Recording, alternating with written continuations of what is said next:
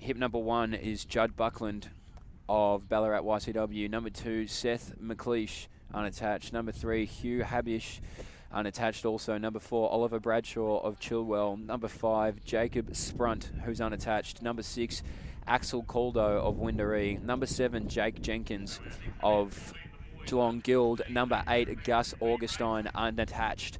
Number 9, Broden Bond, unattached. Number 10, Josh Unthank, unattached. Number 11, Bart Leeton Old Scotch. Old Scotch, no mullet there. And number 12, Jack Ellis of Chilwell.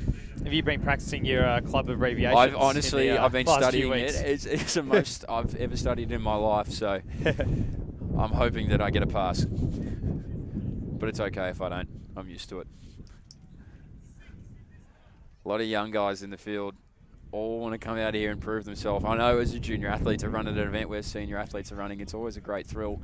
You get a bit more of a crowd than what you may get down at Little Ats, and even when you're transitioning into the senior ranks, it's great to see the older guys competing around you and warming up and being able to be immersed in it all. So these guys will relish the opportunity. Definitely, especially if all those tents set up around the start line there. I reckon that's the absolute best position that they could have done that. There's so much buzz when each of these races will start around this area and definitely finish as well. Very much looking forward to when we get into the #1 races later on, the finish line vibes of all the teams as the tents are set up around that area.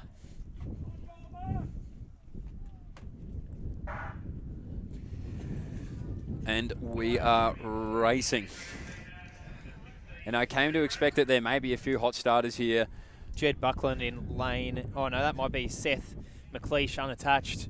A 2-minute 30 runner. He's got the Chilwell singlet, but he's in lane 1. It looks like Jed Buckland is running well as well up the front. There's a sea of Chilwell uniforms there, so it's going to be a bit hard to tell everyone apart until they round the bend. It looks like someone from Geelong Guild in Jake Jenkins, that would be, is leading the field around.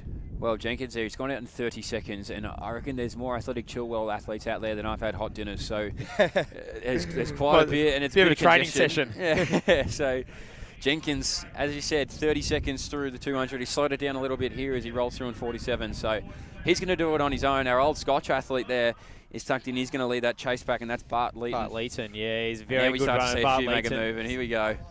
Let's try and pick up the numbers here. I believe that's Brody Bond now, who's going to come up onto the second place.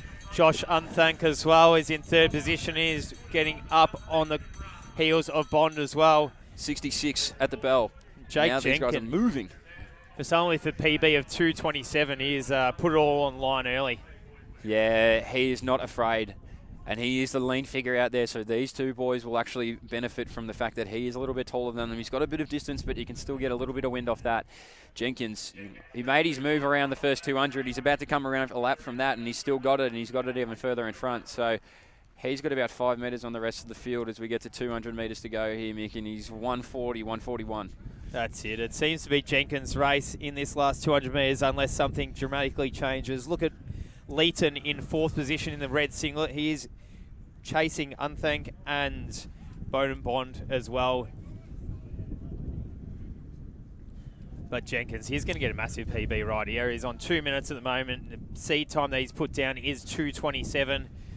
Piece of cake here at Geelong tonight for Jake Jenkins. Massive PB. Unthank is charging home. Bart Leeton might get himself into 3rd position, but 2:15 for Jenkins.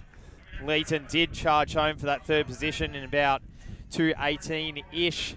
Unthank, very strong race as well as Broden Bond. Yeah, that's moving. Those boys were absolutely getting after it, which is great to see. Jenkins, he actually looked really comfortable coming down the home straight. As we see our last athlete here in Judd Buckland now, he's going to cross the line. I reckon he had a bit more in him.